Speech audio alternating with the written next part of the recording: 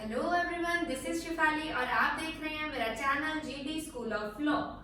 आज के इस वीडियो में हम ये डिस्कस करेंगे कि अगर आपको कोई चेक देता है और वो चेक बाउंस हो जाता है यानी कि चेक डिसऑनर हो जाता है तो उस कंडीशन में हम क्या क्या लीगल स्टेप्स उठा सकते हैं।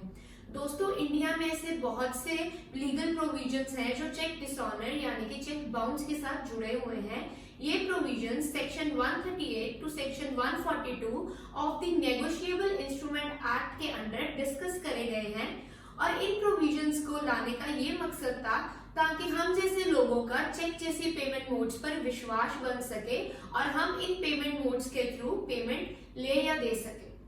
तो अब हम इस टॉपिक को क्लियर करने के लिए एक एग्जांपल की हेल्प लेंगे जिसमें हम दो कैरेक्टर्स ले रहे हैं।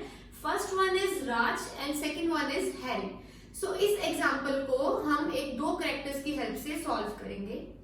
सबसे पहले राज ने हैरी को एक चेक दिया, 10,000 रुपए का एक चेक दिया और हैरी ने वो चेक बैंक में डिपॉजिट करा। अब क्वेश्चन ये राइज होता है कि वो चेक क्लियर हुआ या बाउंस हुआ।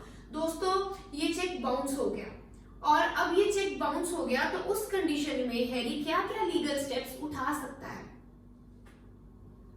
तो अब हम जानेंगे कि चेक बाउंस होने के क्या तीन मेन रीजंस हो सकते हैं। First one is lack of sufficient funds, which means हो सकता है कि राज के पास उसके अकाउंट में पेमेंट करने के लिए फंड्स ही ना हो, या ये भी हो सकता है कि उसके पास फंड्स तो हो पर उस चेक की पेमेंट करने के लिए फंड्स सफिशिएंट ना हो। Second one is close bank account, यानी कि इसका मतलब है ये हो सकता है कि उस पर्सन का यानी कि राज का उस बैंक में अकाउंट ही क्लोज हो चुका हो। Third one is stop payment, which means हो सकता है कि राज ने खुद बैंक को चेक के थ्रू पेमेंट करने से मना करा हो। सो दोस्तों, ये तीन रीजंस हो सकते हैं जिसकी वजह से चेक बाउंस हो सकता है। सो दोस्तों, क्वेश्चन ये राइज होता है कि हैरी को कैसे पता लगेगा कि चेक बाउंस होने के असली रीजंस क्या हैं और इस कंडीशन में वो क्या क्या स्टेप्स उठा सकता है। सबसे पहले बैंक उसको ओरिजिनल चेक के साथ एक मेमो रिटर्न करेगा जिसमें चेक बाउंस होने के मेन रीजंस, असली रीजंस लिखे होंगे, जिसकी वजह से उसको ये पता लग जाएगा कि चेक बाउंस होने का असली रीजन क्या है। तो अब क्या वो रीजंस जानने के बाद हैरी राज के खिलाफ केस फाइल कर सकता है?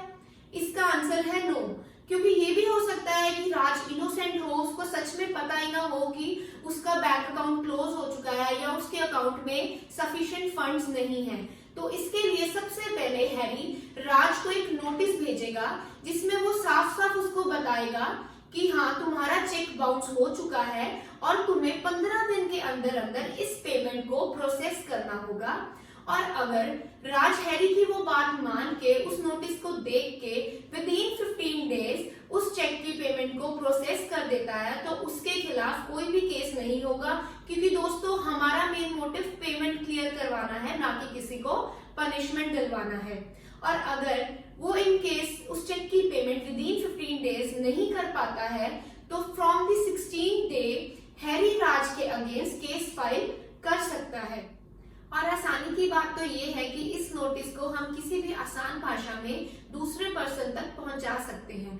अब हम ये डिस्कस करेंगे कि ये केस किस सेक्शन के अंडर फाइल किया जा सकता है।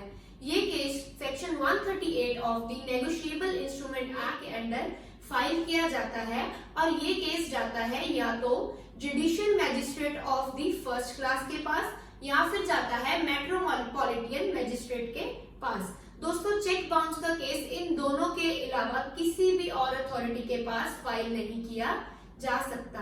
अब हम बात करेंगे कि इस केस को फाइल करने के लिए कौन से 4 डॉक्यूमेंट्स का होना बहुत ही जरूरी है।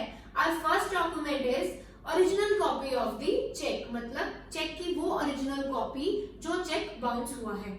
Second one is return memo, यानी कि वो मेमो जो बैंक ने ओरिजिनल कॉपी के साथ हैरी को रिटर्न करा और जिसमें चेक के बाउंस होने के रीजंस भी मेंशन करे हैं। और third requirement is demand notice, यानी कि जब हैरी राज को वो नोटिस सर्व करता है तो उसमें कौन कौन सी चीजों का मेंशन करना जरूरी है। फर्स्ट वन इज कि तुम्हारा चेक बाउंस हो चुका है। सेकेंड वन इज कि तुम्हें 15 दिन के अंदर उस पेमेंट को प्रोसेस करना होगा। थर्ड रिक्वायरमेंट ये कहती है कि वो नोटिस रिटन फॉर्मेट में ही होना चाहिए। अब हम बात करते हैं हमारे फोर्थ डॉक्यूमेंट की, विच इज पोस्टल रिसीट। मतलब जो पोस्ट के थ्रू आपने नोटिस भेजा है उसकी रिसीट का लगाना भी बहुत ही अनिवार्य है। अब हम बात करते हैं पनिशमेंट की, यानी कि अगर चेक बाउंस हो जाए तो क्या पनिशमेंट दी जा सकती है।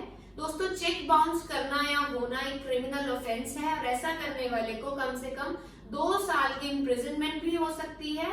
और अब बात करें फाइन की, तो जितनी भी अनपेड अमाउंट थी उसका डबल पे करना पड़ सकता है। यानी कि जैसे सपोज कि राज हैरी को वो पेमेंट नहीं कर पाता है तो उसको 10,000 की बजाय हैरी को 20,000 पे करना होगा।